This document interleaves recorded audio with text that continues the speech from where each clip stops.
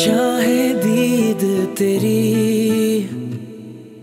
नैनों की आदत बुरी, चाहे दीद तेरी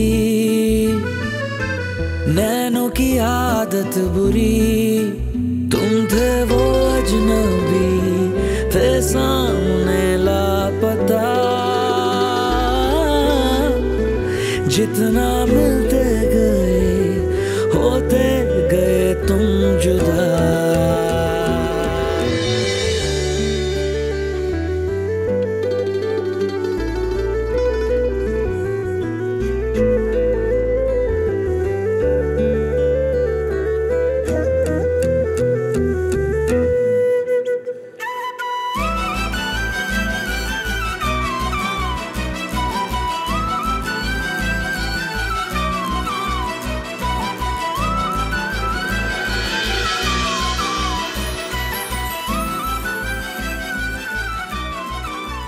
خیلی خوشگل شدی.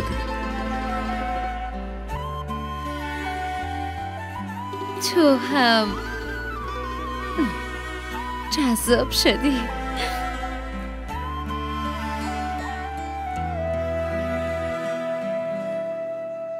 حنا تو که میدونی خواهر من از این ازدواج ناراضیه.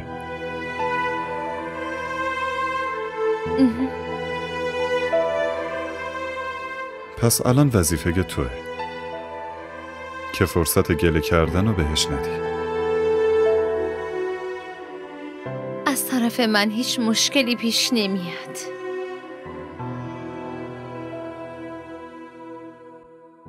من تو این دنیا غیر آبجیم کسی رو ندارم. خواهش میکنم اینو فراموش نکن که بهتر خواهرم رو راضی نگه داری. همونطور که دل منو به دست آوردی، دل اونم حتما میتونی به دست بیاری.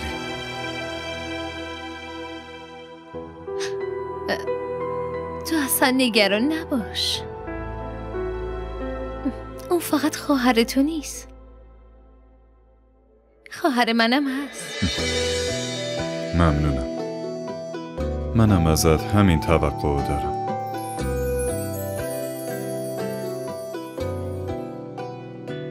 حنا، دلم نمیخواد در مورد گذشته حرف بزنیم. بهتره فراموشش کنیم. به زندگیمون برسیم. این به نفع هر دومونه.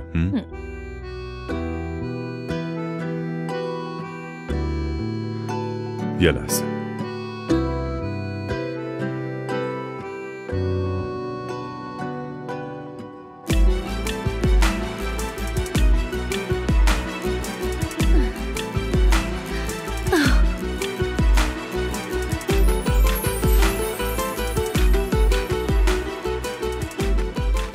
این انگشتر رو ببین. قشنگه. ولی تو انگشت تو قشنگ تره.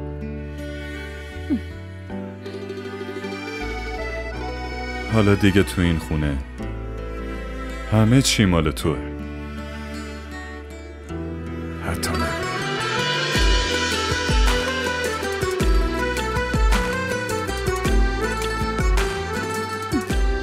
خوشحالی؟